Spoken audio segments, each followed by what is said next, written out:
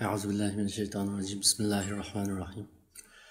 Avval bizni yo'qdan bor qilgan, bizga barliq moddiy va ma'naviy ne'matlarni kamolatga yetkazib bergan ulug' Alloh subhanahu va taologa bitmas tugumas hamd va sanolarimizni yo'llaymiz. Ondan bizning yo'lboshchimiz, yetakchimiz, payg'ambarimiz Muhammad sallallohu alayhi va sallamga, uning oila tobatlariga, sahobalarga va qiyomatga shularning yo'liga ergashgan mo'minlarga Allohning salomini yo'llaymiz.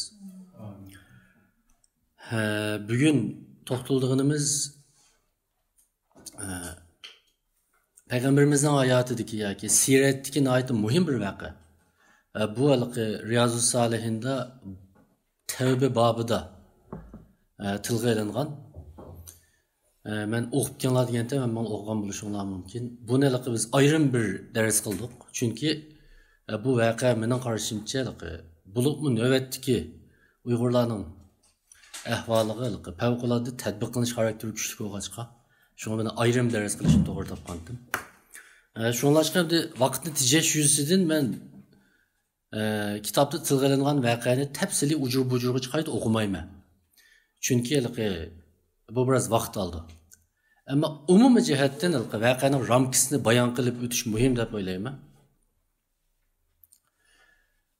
Bu hadis Kayb ibn Malik radhiyallohu anhu'nun oğlu Abdullah tarafından rivayet kılıngan, yani dadısı yaşangan vaqtida o'zining o'g'liga hikoya qilib so'zlab bergan, o'zining beshidan bevosita o'tgan bir hikoya. Voqeaning umumiy ramkasi shu. Hijratning 9-yili. Hijratning 9-yili deganimiz bir hisobda payg'ambarlikning 22-yili.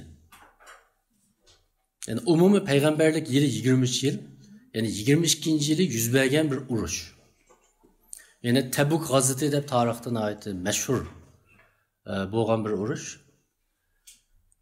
Şu hicretning 9-yili bu Tebuk gazetiga Madinada Payg'ambar alayhisalom umumyuzlik bir safarbarlik e'lon qildi. Endi manbalardan qaraganda bu urushning yoki bu gazotning sababi asosan cho'ng jihatdan ikki. Birisi shu vaqtda Sham rayonidagi Sharqiy Rum imperiyasiga qarashliq bir rayonning valisi. Endi Sharqiy Rum imperiyasi degan vaqtimizda bizning Uyg'urcha manbalarda Vizantiya imperiyasi deb e'lonlangan. Endi hozir siz turkcha kitob o'qisanglar buni Bizans deb olgan. Sharqiy Rum imperiyasi, Vizantiya, Bizans hammasi bir imperiyaning nomi, ya'ni bir davlatning nomi. Shunlashqa o'qigan vaqtda bu ayrim-ayrim o'xshaydi deb hamda o'ylamasak bo'ldi. Shu vaqtda onun aldığın yılı, yani hicretten 8. yılı Mu'te gazeti deb yana bir gazet yüz bergan. Bunun da Müslümanlar bu uruş, yani Müslümanlar bilan yani şu Bizanslılar arasında yüz bergan. Bundan ait muhim 3 sahabe. Mesela Peygamber Aleyhisselam'ın ciyani, yani Ali ibn Reziyallahu inisi Cafer ibn Ebu Talib, Zeyd ibn Harise qatarlıq Peygamber Aleyhisselam'ın beqvagan oğlu, yani azatgardisi şular şehit kılıngan. Yani bir yıl ötkenliğin kim bu Tebuk gazeti meydana gelgan.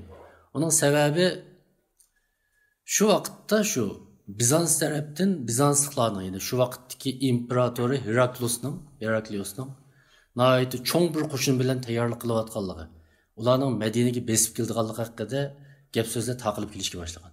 Bo'libmi Shamda yashaydigan nabatiylardan bir turkum savdogarlar Madinaga kelgandan keyin ularning aytib cho'ng bir tayyorlikda ekanligi. Shu atrofda yashaydigan Juzam qabilasi, Lahim qabilasi qatorliq bir qancha qabilalarning ularga qo'shilib bir zo'r bir qo'shinni tashkillayotganligini xabari kelgan. Masalan, G'asson qabilasi bor. G'asson qabilasi aytib soni ko'p qabilalarning biri. Shuning bilan bu kelgan xabardan ayeti kuchaygan sira hatta Madinadan ayeti ig'ir bir sarosima kayfiyati maydonga kelgan. Mesela Ömer radhiyallohu anhu'ning bir aytib bergan bir voqealigi bunga ait ro'shan misol bo'la oladi. Shu bir kuni kishilikda biraylar ait ishni chekdi dedi. Ait aldirab ishni ichib nim bo'ldi desam ait ig'ir ish yuz berdi dedi. Shuning bilan g'assolliqlar hujum qilib kelibdimi dedim deydi. Yo'q, Payg'ambar alayhisalom ayollarni taloq qilib etibdi deb. Shunda dedi. Endi bu taloq voqeasi emas. Taloq qilib etibdi deb o'ylab qolgan. O boshqa bir voqea. Ammo shuningdan Ömer radhiyallohu anhu'ning ayati o'g'ini shu Rumliqni besib keldi degan xabarning Hemmelerinin ait ağır bir sarasimiga sağanlığı görünüp durdu. İkincisi şu rayondaki bir vali, yani bir Müslüman bo'lgan. O valinin ismi Ferve İbni Emir. O Müslüman bo'lgandan keyin Rumluqlar buni tutib olib, turmaga sulagan va azroq vaqtdan keyin o'ldirib etgan. Mana mushu ikki voqea mushu Tabuk g'azitiga tayyorlik qilishning sababi deb qaraldi. Endi bu Tabuk g'aziti manbalarda, hatto Qur'oni Karimda bor. Bunda qiyinchilik g'aziti degan ma'nodagi iboralar bilan sifatlangan. Chunki bu nihoyatda qah. İntayin issiq bir vaqtda yuz bergan. Nihoyat issiq vaqtda yuz bergachga xormili nihoyat pishib ketgan, hamma odam salqin joy izlaydigan shunday bir vaqtda bu tayyorlik chaqiriqi chiqqan. Shuning bilan bu jang chaqiriqi, ya'ni bu g'azot chaqiriqi Madinaliklarning orasida irodasiz kishilarga nisbatan chiqmaslikqa bahona izlashga sababchi bo'lgan bo'lsa, her vaqtliqi Peygamberimizin chaqiriqiga ovoz qo'shadigan mutlaq ko'p qism sahobalarning nazarida bu haliqi o'zining bu chaqiriqi naqadar sodiq va ovoz qo'shadiganligini ifodalaydigan bir fursatga aylangan. Shuning bilan bir turkum munofiqlar chiqmaslikning bahonasini o'ydirib, Peygamberimizning yoniga xilma-xil bahona sabablar bilan kelgan. Anadan keyin bir turkum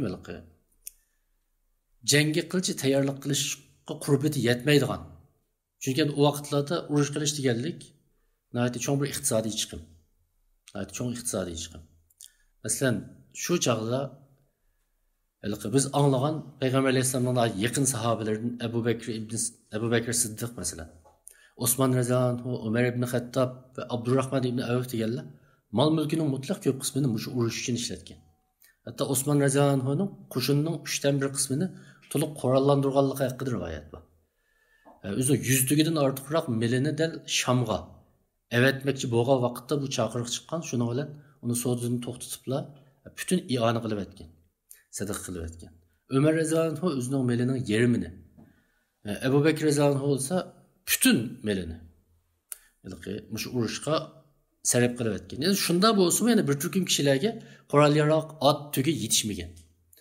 Shunda bo'lib, hamda bu qo'shin son jihatda rivoyatlarda 30 ming atrofida. 10 ming ot, 12 ming tuya, ya'ni shu vaqtgacha musulmonlar jamliyalagan eng kuchli bir qo'shin. Shu Tabuk g'azotida hozirlangan. Uning oldidagi masalan Hunayn kuni deganda 12 ming atrofida. Badr g'azotida amaliyotda musulmonlarning soni 310 necha. Uhud g'azotida 1000 atrofida. Ammo mana hozir hijratning 9-yili 30 mingdan ortiq, 30 ming atrofidagi bir qo'shin to'liq qurollanib tayyor bo'lgan. Ammo shunda bir nihoyat issiqda bo'lg'achqa bu yerda bu issiq, anandan keyin insonning vujudidagi bu rohatga intilishdan iborat bir rohatparastlik tuyg'usi ba'zi kishilarda. Buning ichida bizning bugungi so'zlaydigan shu 3 odam bor. Kayb ibn Malik, Hilal ibn Umayya ve Murar ibn Rabi'a. Bu şeyler üzülü bildiğin sebepler bilen ameliyatta sebep emas. Onun sebep emasligini üzümü keyin sözleydi. Mana ene etibarım ben palaniye yetişip alayım ben. Benim tügem tez yuguraylaydım ben hemen yetişip alayım ben diyendek bahanlar bilen. Mesela bu hadiste Kayb ibn Malik üzünün hissiyatını nahayeti callak uç ifadeleydi. Şunda qilib yetişemeydi, baranmaydı. Şunun bilen bunu vaqalikni yig'inchoqlasak, bu qo'shin Peygamber Aleyhisselam'ın yetakchiligida Tabuk degan rayon var. Bu Tabuk Medine'nin şimalida. Hozirgi Saudiya Arabistonning chegarasi ichida Medine'den 700 kilometr yiroqlikdagi bir yer. Hozir Iordaniya chegarasiga yaqin bir yer. Shu yerga bordi. Shu yerga borgandan keyin qarasa bu yerda Rumluqlarning qo'shini yo'q. Bu yerda amaliy bir urush yuz bermaydi. Endi ularning yo'q bo'lishida xilma-xil tarixchilarning orasida manbalarda kelgan gap shu. Birisi musulmonlarning nihoyat jangovar qo'shin bilan qurollanib kelganligini anglagandan keyin bular qechib ketgan, ya'ni urush qilishdan qo'rqib qolgan deb qaraladi. Yana birisi aslida urushga tayyorlik qilmagan, o'sha urushga tayyorlik qilgan degan bir gap Madinaga borgan. Deyiladi. Qisqasi bu yerda urush bo'lmagan. Urush bo'lmagan, ba'zi atrofdagi musulmon bo'lgan ba'zi qabilalar bilan to'xtam tuzilgan. Uning tafsilotini so'zlamaymiz. Urush bo'lmagandan keyin qaytib ketgan. 50 kun atrofida bo'lgan. Ya'ni Madinadan ayrilib 50 kun atrofida. Bu umumiy vaqt shunchalik. Endi shu vaqtda Madinada Payg'ambar alayhisolamning o'rniga qolib qolgan bir qancha sahoba bor. Mesela Ali Rezanhu Peygamber Aleyhisselam'ın cemaatini, ailesini qo'g'dash uchun qilib qolgan. Da munofiqlik keyindan gap qilgandan keyin, Ali sen shuncha qoldirib turib, jangdan qilib qolding degandan keyin bu gap chidab bo'lolmay, keyindan yetishib olgan. Men jihodda qolmaydim deb. Ammo Peygamber Aleyhisselam uni sen menga nisbatan xuddi Musoga Harun qanday bo'lgan bo'lsa, sen menga nisbatan shunday o'rinda sen qaytqin deb qaytirib etgan. Ama umumiy idora ishlarga mas'ul ba'zi rivoyatda Abdullah ibn Maktum qolgan deyiladi. Ba'zi rivoyatda yana bir sahobaning qolganligi bor. Ammo eng muhim narsa bu yerda. Yani musulmonlarning 99% desak xato bo'lmaydi. Ya'ni butun kuchi Madinadan ayrilib shu Tabuk degan yerga borgan. Shunlar bu urush bo'lmadi, qaytib keldi. Qaytib kelgandan keyin Payg'ambar alayhisalom masjidga kirib o'ltirdi. Shuning bilan jangga, ya'ni g'azotga qatnashmaganlar bir-birlab kelib o'zining o'zlarini bayon qilishga boshladi. Mesela 80 necha munofiqning kelib o'zlarini bayon qilganligi bor. Payg'ambar alayhisalom ularga gap qilmay qaytirib etdi. Undan keyin yana boshqalar bor. Kayb ibn Malik mi keldi? Kelib uni o'zining o'zrisini bayon qildi. Amaliyotda uning hech qanday o'zrisi yo'qdi. Shunga o'zri to'qib o'ltirmadi, faqat rost gapini qildi. Men zodi boraman. Men o'zim shu rohat parastlikim tufayli borolmay qoldim dedi. Peygamber Aleyhisselam sen qaytqin deb uni qaytirib etdi. Shuning bilan Peygamber Aleyhisselam sahobalarga bular bilan butun ijtimoiy munosabatlarni uzish haqida buyruq tushirdi. Endi Kayb ibn Malik, Hilal ibn Umayya, yani bireylen Murari ibn Rabi'a bu üçeylen bilen bütün ijtimoiy munosabatlarni uzdi. Hatta 40 gün o'tgandan keyin maxsus odam avatib ayoling bilan bo'lgan munosabatini uzgin. Ya'ni faqat atrofdagi barliq kishilar bilan bo'lgan munosabatni to'liq uzishga buyruq tushirdi. Shuning bilan hatta Kayb ibn Malikni boshqalar dedi, sen bir endi Kayb ibn Malikning bir nihoyat muhim alohidaligi bor. U shu vaqtdagi Payg'ambar alayhisolamning nihoyat mashhur shoirlarining biri. Ya'ni Madinadagi 5 shoirning biri deb nom olgan. Shundaqla shu vaqtda arablarning ichidagi savodi var, yani o'qish yozishni biladigan oz sondagi tarbiya ko'rgan sahobalarning biri hamda. Sen bir nimalarni deb o'zlaringni bayon qilib Payg'ambar alayhisolamning oldidan o'tib ketibdi. Sen rost gap qilmasangmi bo'ldi degan gaplarning oldida sal tavirinibmi qoldi. Shunda qilsammi bo'pti ekan tuq degandek. Bo'lib, shular mendan boshqa kimlar bor degandan keyin Murar ibn Rabi'aning, Hilal ibn Umayyaning rost gapini bayon qilib qaytib ketganligini anlagandan keyin ular undaq qilgan bo'lsa menma rost gapimda ching turaveray deb u gapida ching turaverdi. Shuning bilan yani 50 kundan keyin Alloh Qur'oni Karimda ularning tavbasining qabul qilinganligini ifodalaydigan 3 oyat nozil qildi. Shuning bilan bireylar Madinadagi to'pilikka chiqib, "Ey Kayb ibn Malik, Alloh sening tavbangni qabul qildi. Bunda oyat nozil qildi" deb sizlar o'qidinglar oyatni. Qur'oni Karimki şu ayetni o'qidi. Shuning bilan bularning tavbasi qabul qilingan bo'ldi. Ular melaqi xuddi Alloh Qur'oni Karimda bayon qilganiga o'xshash ularning dillari siqilib ketgan. Shuncha keng zamin ularga tor kelgan. Yani mushundaq bir ruhiy holatda bo'lganlikdan Alloh ularning tavbasini qabul qilgan degan mazmundagi oyatda ularning tavbasini qabul qilgandan keyin shundan bu ish og'irlashgan bo'ldi voqea. Endi mening bilgan bu yerda bu voqeani biroz inchki nuqtalar qadar operatsiya qilishimning bir qancha sababi bor. Bu voqeada bugungi Uyg'urlarning beshiga kelgan kun bilan Uyg'urlarning ichidagi, hatto dindor qatlamning ichidagi bu krizisga tutgan pozitsiyada nihoyat bir xil o'xshashliklar bor. Shunlashqa mening bugun so'rmoqchi bo'lgan savolim shu. Nima uchun Payg'ambar alayhisolamning bu şeylenge tutgan jazosi bu kadar ig'ir bo'ldi? Chunki bu yerda selishtirib olgan bir qancha masala bor. Birisi Badr g'azoti islom tarixidagi intayin muhim g'azot, hammamiz bilamiz. Ammo Badr g'azotiga qatnashmagan bir turkum sahobalar bor. Bir hisobda qatnasholmay qolgan. Chunki Badr g'azoti 101 jihatda asli musulmonlar pilallab chiqqan g'azot emas. Asli ular bir karvanning oldini to'smoqchi bo'lgan, shunga u yerda bir urush qiladigan bir vaziyat tabiiy yaratilib qolgan. Shunga bir turkum Madinada qolgan sahobalar bunga ulgurolmagan, chiqmagan. Balkim ba'zi chiqmaganlar bo'lishi mumkin. O rivoyatlarda, manbalarda aniq tilga olinmagan. Endi Uhud g'azotida musulmonlarga oid ig'ir talafat ko'rgan, oid musulmonlar perişan bo'lgan bir g'azot. Mana mushuningda mingga yaqin sahoba odam qatnashgan.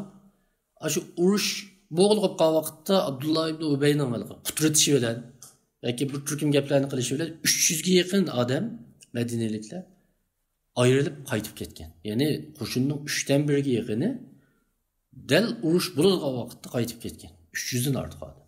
Endi shu vaqtdagi 1000 ga yaqin odamga nisbatan tasavvur qilsak bo'ldi, 300 odamni ayt chiqsa. U 300 odam dal Badr g'azotidagi musulmonlarning soni shunchalikdi. Endi shu 300 odamni biz manbalardan Payg'ambar alayhisolamga qaytib borgandan keyin bir-birlab hisob olganni o'qmaymiz. Sen nimishqa bunaqa qatnashmaysan deb hisob olmagan. Çünkü mening bilishimcha yoki men o'qib boqqan manbalardan qaraganda Payg'ambar alayhisolamning oxirgi vaqtlarda, masalan, bular bu mushu voqeada aniq ko'rildi. 80 dan ortiq munofiqning borligi haqida aniq manbalarda bor. Endi uning oldida Uhud qatnashmagan 300 dan ortiq yoki Uhuddan qaytib kelgan 300 ga yaqin kishining hammasining to'liq munofiq bo'lishini aytayın. Uning ichida ba'zi Abdullah ibn Ubayning gaplariga ishinib qolgan. Elqisal sadda aq ko'ngil yoshlarning musulmonlar bo'lishi mumkin. Ammo ulardan bunday hisob qilinmagan, ularga bunda bir ijtimoiy embargo yurgizilgan emas. Endi, yani uningdan boshqa masalan Payg'ambar alayhisalom vaqtida ba'zi sahobalar qilib tashlagan ba'zi xatoliklar bor. Masalan, aroq ichib tashlagan sahobalar bor. Ular bilan bunda bir ijtimoiy embargoni yurgizgan emas. Hatta o'zining zina qilib tashlaganligini ma'lum qilgan va undan keyin balani tug'ib bo'lgandan keyin shu islomda belgilangan jazo bo'yicha o'ldirilgan kishilarmi bor. Hatta shu o'zining qilgan gunohini so'zlagan vaqtda Umar roziyallohu anhu achchig'lab ketgan. Mushuning namozini tushiramiz degan vaqtda buning tavbasi shunday tavbiki biz oldin qatim so'zladik. Bo'lqi noiti katta ekanligini ifodalagan. Yani onun qımalıqı, mahutunga qat'iy qaramanglar degan gapni qilgani yo'q. Yani isim kelgan bir vaqa. Bir qatim Arabiy deganimiz ham sahrolik arablar. Payg'ambar alayhisalom masjidga kirib, masjidga siyib qo'ygan bir vaqa. Shuni bilan sahobalar berib, toza bir azvini berdi degan vaqtda Rasululloh to'xtatib qolgan. Bular bilmaydi, siyib olsin deb keyin tozalab aytgan. Ularni qattiq jazolagan bir ishmi yo'q. Ammo bu şeylerini bütün siyretте bunda bir ictimai embargo ile cezalagan vakayını başka bir vakayını uçurtamayız. Onda da bu nime için bu kadar mühim? Yani benim karşımca bir yerde biz da bir kançı nuhtun nesel inçkilge vakitte bunu düşünebilişimiz mümkün. Birisi Tebuk gazeti kanda bir gazeti diyen bir sual. Yani Tebuk gazeti bayanma kıskıçı umumi detallarını sözlügen buldum. Şu vaqtgacha bo'lgan Payg'ambar alayhisolamning tarixidagi birisi eng cho'ng g'azotdi. Eng cho'ng g'azot. Ya'ni bayonmi dedim-ku, 30 bin kishilik qo'shin shu vaqtda Arab tarixida, Arablarning tarixida hozirlanib boqmagan. Yani 30 ming songa yetgan bir qo'shin hozirlanib boqmagan. Ikkinchidan, Payg'ambar alayhisolam uningdan burungi g'azotlarda har doim o'zining qayerga bordiganligini, ya'ni manzilini, nima ish qildiganligini uqtirmaydi. Faqat bu vaqtda palaniyaga mangimiz deydi, mangadi. Ammo mushu g'azotda Payg'ambar alayhisalom uchuq Tabukqa borganligini, hammalarning tayyorlik qilish kerakligini uchuq oshkora e'lon qilgan. Hammalar tayyorlik qilinglar deb. Shuning bilan hamma odam o'zining barliq kuchi yetganicha tayyorlik qilgan. Hatto ayollarmi o'zining zinnat buyumlarini setib, zinnat buyumlarini akilib bu g'azotga taqdim qilgan. Iqtisodiy jihatdan yordam qilgan. Ya'ni ma ishqa qatnashmagan faqat kichik bola bilan nayda qirib qolgan odamlar qolgan. Unda qatnashmagan hech kim qolmagan. O'zini musulmon hisoblaganlarning ichida. Nimishqa? Yana nimishqadan birisi bor. Chunki bu yerda tutishmoqchi bo'lgani Payg'ambar alayhisolamning shu vaqtdagi Dünyanın dereceden taşkırı iki kudretli devletinin birisi. Biz deyimiz ya, dereceden taşkırı güçlük devletler diye vakitte Amerika. Soğuk münasebetler uğraşı devirde Sovyet İttifakı'nı sanaydık. Hazır Amerika'nı sanayımız. Yani şu vakitteki dünya siyasetinde birisi Şarkı Rum İmperiyası, yani Bizans, yani birisi İranlıklar, yani Sasaniler. Araplar mana bu iki güçnün aldıda tarixten buyan izik halatda yaşap kelgan. Endi ularning tutuşmoqchi yo'g'ini xuddi hozir bir musulmon davlati tayyorlab Amerika bilan tutuşmoqchi deganga o'xshash bir gap. Ya'ni ular Rumliklar bilan tutuşmoqchi. O vaqtda Rumliklar deganimizda hozirgi Suriya, mesela Türkiye hozirgi coğrafya, Anadolu, Yerimarli, shularning hammasi Bizansning qo'lida. Faqat Arab Yerimarlilar Arap yaşaydigan onun şimali kısmı Bizanslılarning tuprog'i. Undan keyin hozirgi Iroq deganlar Sasanilarning tuprog'i, ya'ni İranlılarning tuprog'i. Biz buni bunda kallamızga ekilagan vaqtimizda buni texim yaxshi tushuna olamiz. Demak, bu urush gerçeklikte musulmonlarning soni 30 mingga yetgan bilan ularning raqibi ulardan texim nechasi kuchli bo'lgan bir dushman. U burunqi Qurayshliklar bilan urushganga yoki Xandak g'azitiga o'xshash arablardan tashkillangan arablar bilan urushganga o'xshamaydi. Bu shu vaqtdagi dunyoning eng kuchli davlati bilan tutishmoqchi. Unda bo'lgandan keyin bu urush musulmonlarga nisbatan, Madinadagilarga nisbatan hayot mamotlik masala.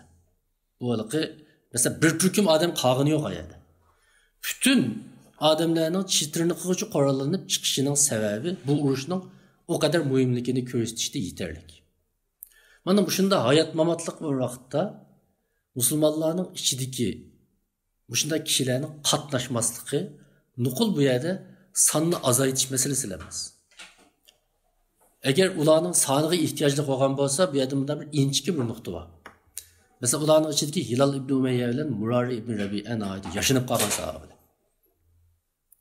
Shu vaqtda Madinada qolib qolgan, yashinib qolgan va kichik bolalar bor, ayollar bor. Ularning o'zrisini Allah Qur'oni Karimda qabul qilgan. Mesela Hilal ibn Umayya'nın ait qirib ketganligini Peygamber Aleyhisselam ayoli uninga yaqin kelmasin, umi ayoli nerede tursin degan buyruq kelgan vaqtda Hilal ibn Umayya'ning ayoli berib, bu odam ait yashinib ketgan odam. Men bunun halini xabar olmasam, o'zining halini o'zi xabar olmaydi. Men ruxsat qilgan degan vaqtda tamam sen ruxsat degan. Demak, Hilal ibn Umayya'ning ait qirib ketganligidan iborat bir paket bor edi. Unda da 10 ming kishilik qo'shinga nisbatan Hilal ibn Umayyaga o'xshash bunda yashinib qolgan bir odamning yuk bo'lsa bo'lish ehtimoli borki, bir askar bo'lib, kuch bo'lib jang qilish ehtimoli bor. Unda da yana nima uchun bu embargo yurgizildi. Yani bu mening qarashimcha biz o'ylanadigan nuqtamiz edi. Bunun cevabı mening tushunchimcha ikki. Birisi hozir deb o'tib ketdim. Bu urush musulmonlarga nisbatan, ya'ni yangi qurilgan bir islomiy davlatga nisbatan. Yani bir nuqtani samolarga kelib qo'yay. Bu urush Makka fath qilinib bo'lgandan keyin yuz bergan urush. Yani Makka fath qilishdan burunqi. Asosan bir hisobdan Arab Yerimarli to'liq birlikka kelgan.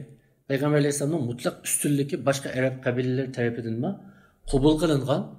Toxtumay Arap kabileleri özlerinin elçilerini evet uzun beyat kılganlıkını, İslam'ı kabul kılganlıkını namayan tuturatkan, ifadeler tuturatkan muşunda bir vaziyette yüz bergen. Yani kudret depolatkan bir vaziyette yüz bergen. Ama düşman tekimi kudretlik bir ahval var. Demek bu alıqı bir nayda hayat mamatlık uruşu olganlığı için bu yerde bu uruştan kıp geliş, yani Peygamber Aleyhisselam bütün seferberlik kılgan ahvalatında bunun qip qilishning o'zi nima deymiz endi.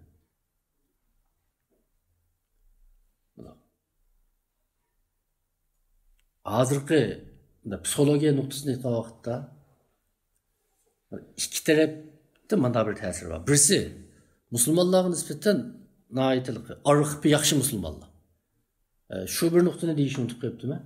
Kayb ibn Malik degan yuqorqi 3 sahoba naytiliqi müteber, muhterem, hürmetki sazaver sahabeler. Mesela Kayb ibn Malik ikkinchi Aqaba bayitiga qatnashgan. U faqat Badr g'azotdan boshqa barliq g'azotlarga qatnashgan, hech qanday bir urushdan qilib qolgan sahoba emas. Hilal ibn Umayya bilan Murar ibn Rabi'a Badr g'azotida qatnashgan sahobalar. Endi bilishinglar mumkin, Badr g'azotida qatnashgan sahobalarning islom tarixida Allohning oldidimi favqulodda yuksak o'rni bor. Masalan, u Badrga qatnashgan deyishlar ularning maqomi boshqacha. Shunga ba'zi sirat yozuvchilari va muhaddislar shunda qaraydi.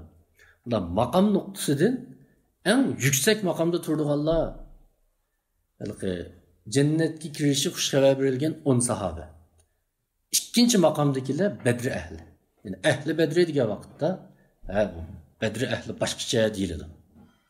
Masalan, Badr ahlining qanday boshqacha ekanligini bunda bir misoldan ko'ramiz. Payg'ambar alayhisalom Makkani fath qilishdan ilgari shu maslahatni qilishayotgan vaqtda Hatib ibn Balta'a degan bir sahoba o'zining Makkadagi urug' tuqqanlarini hamda biraz zarar ko'rib qolmasligi uchun bir ayol orqali xat avatdi. Şunlar bunu Cibril orqali Peygamber Aleyhisselam bilip, onun kendinden Adem öğretip, o ayağını tutup geliyordu ve çeçinin arasından hakikaten Hatib İbni Belte'e yazgan evetki xat çıkıp kalıyordu. Şunun olan bunu Ömer İbni Rezalan'ın ve başka sahabeler bunun kallısını alaylı, bu münafıklığını diyendiği için Peygamber Aleyhisselam bu Bedri katnaşkan deyip böyle onu ne kılıyordu. Ama keyinki vaxtlarıma hem de Hatib İbni Belte'ye ait uruşlarda kahramanlık gösterken meşhur sahabelerden biri. Demekçi hem de Bedri ehli ulaş bunda küçük makam emez. Küçük makam emez. Yani biz bunu düşünen vaktimizde anladık ki Peygamber Aleyhisselam'ın imbargosunun bazı noktalarını tekrar ruşen his kılalayımız da böyle. Hem de benim muşundaki sahabelerin arasındaki bunda yüksek bir mertebeye geldi. Mesela Peygamber Aleyhisselam'da Keyb İbn Malik qep-qepdi deb gap bu tarafta sahabeler arasında.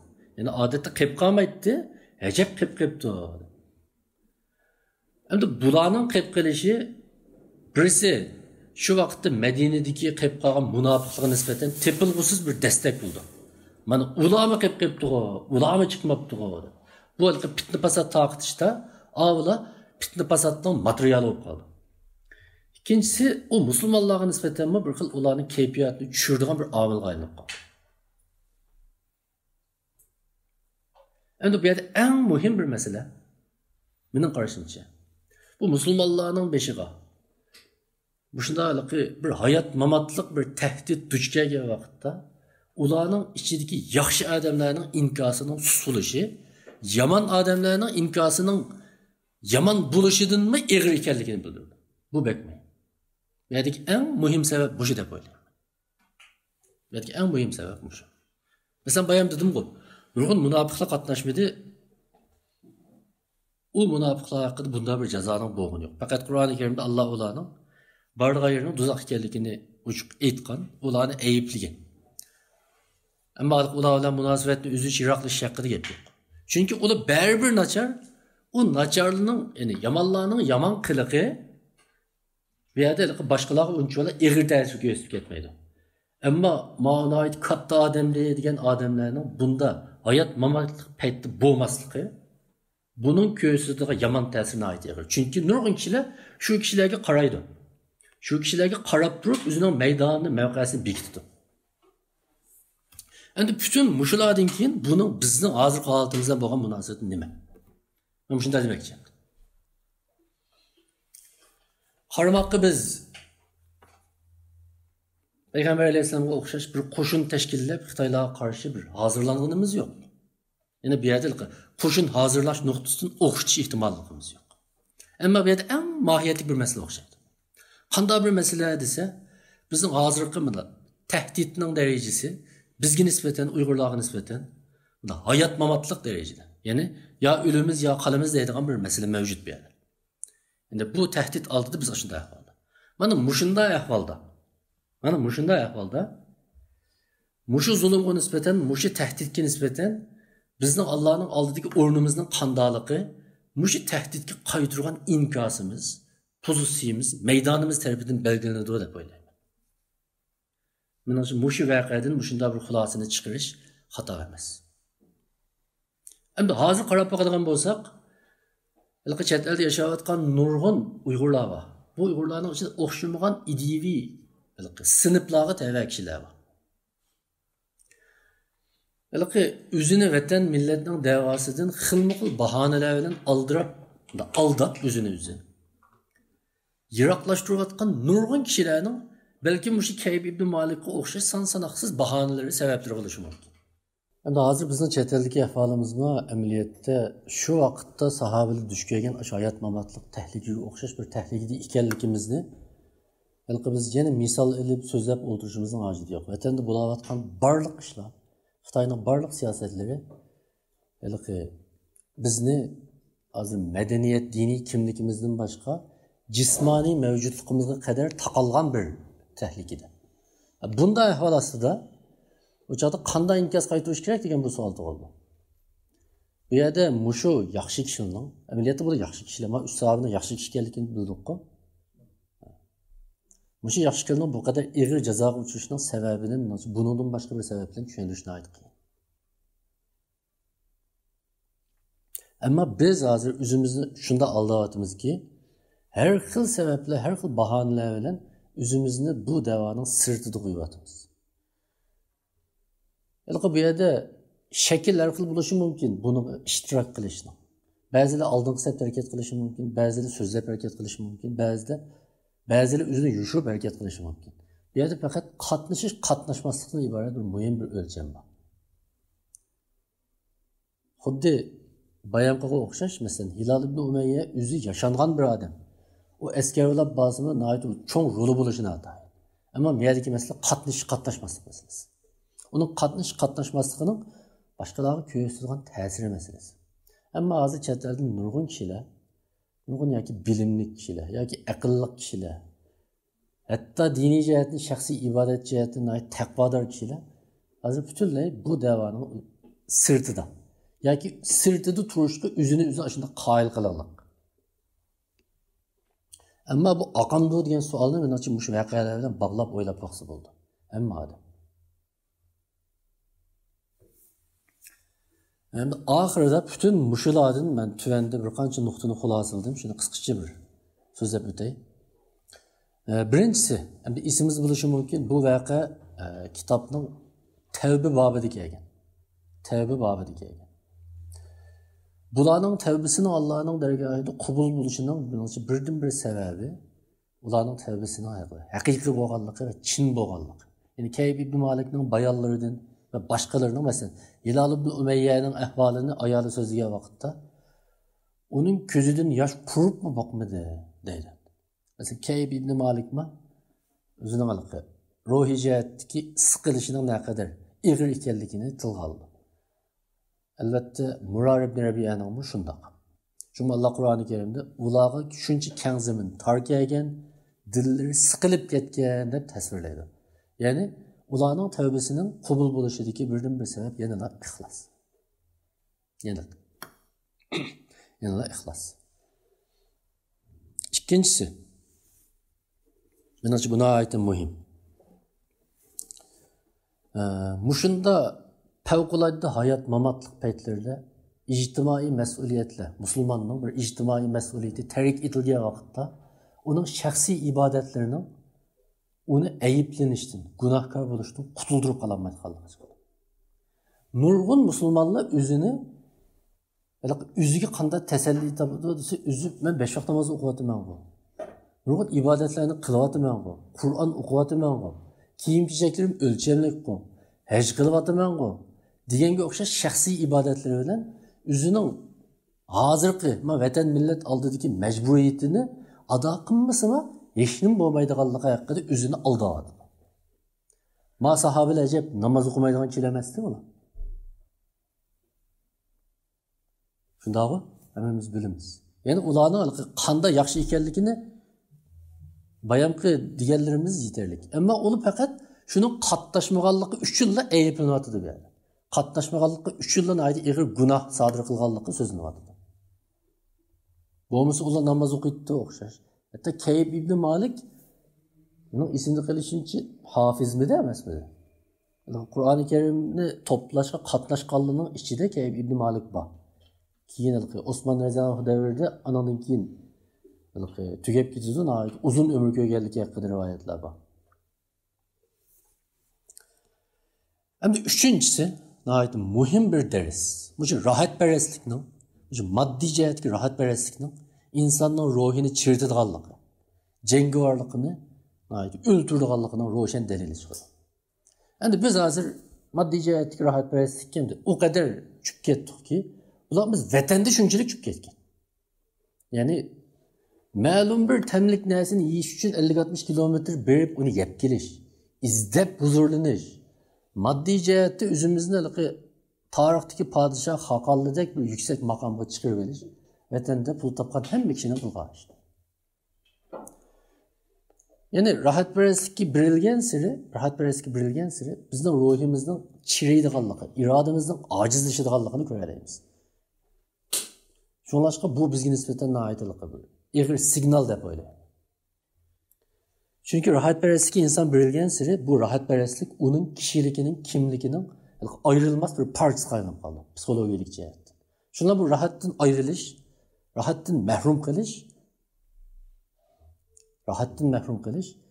ularga nisbatan ig'ir ruhiy azob olib keladigan bir narsaga aylanib qoldi. Amaliyotda bir musulmon, bir mo'min moddiy boylikni o'zining kishiligining bir qismiga aylantirib olgan vaqtda uning shaxsiy fojiasining boshlangani shu. Chunki uning butun xushalliqi, huzuri, rahati agar uning kiydigan kiyimidan, markalik mahsulotlardan, haydaydigan mashinasidan, yeydigan tamoqlardan kelib qolgan vaqtda o odam o'zining ruhini, bir musulmon, qayta bir operatsiya qilish tegishli. Keyin shuningdan ayrilib qolgan vaqtda buni ig'ir azobga duchor bo'ldi.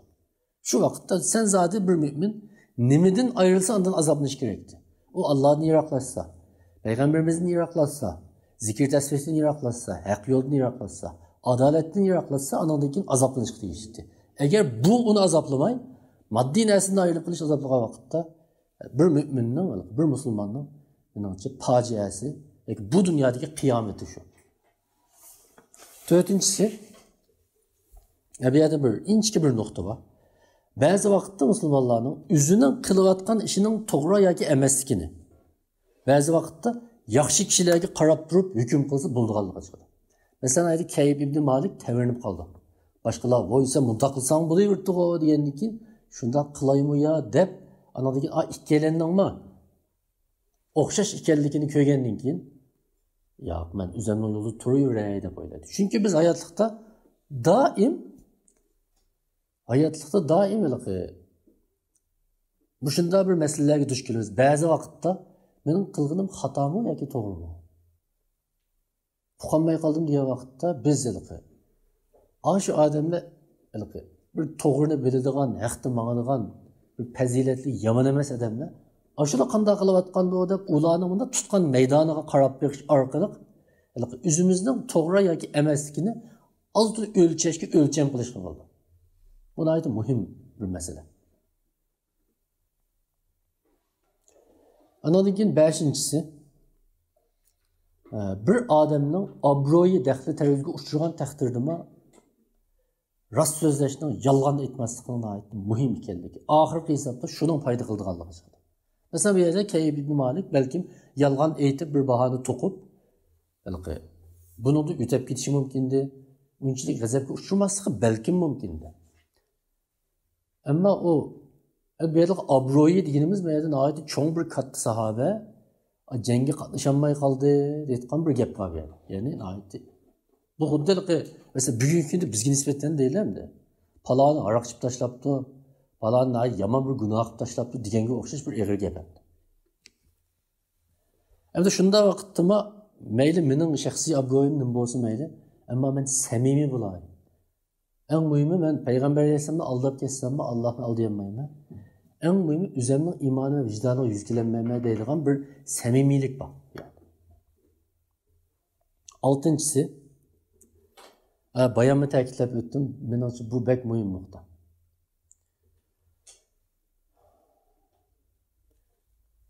Bu shunda jiddiy paytlarda yaxshilarning mas'uliyatsizligining, yamanlarning mas'uliyatsizligidan oqibatining natijasi ig'ir va yomon bo'lgan.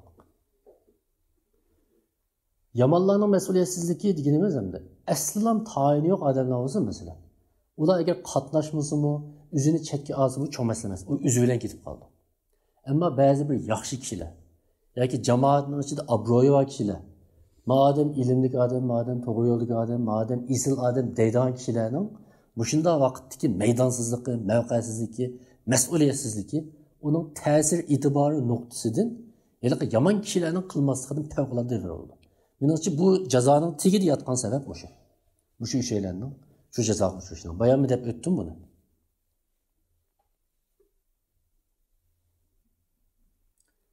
Şunlaşqa bizmi özümüz haqida o'ylanib baqsaq bo'ldi yoki boshqalar haqida o'ylanib baqsaqmi bo'ldi. 7-si.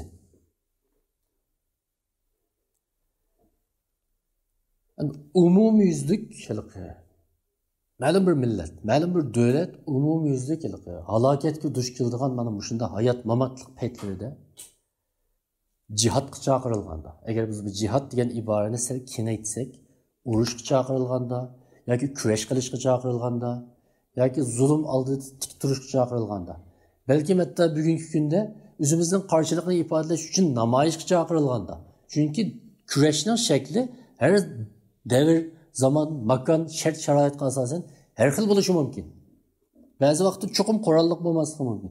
Ba'zi vaqtda qalam bilan, ba'zi vaqtda alam bilan, ba'zi vaqtda ig'iz bilan, ba'zi vaqtda chiqib turish bilan so'zlash bilan bo'lishi mumkin. Mana mushunda chaqir qilingan vaqtda uningga chiqmaslikning, ovoz qo'shmaslikning ig'ir gunoh ekanligi chiqadi deb o'ylayman.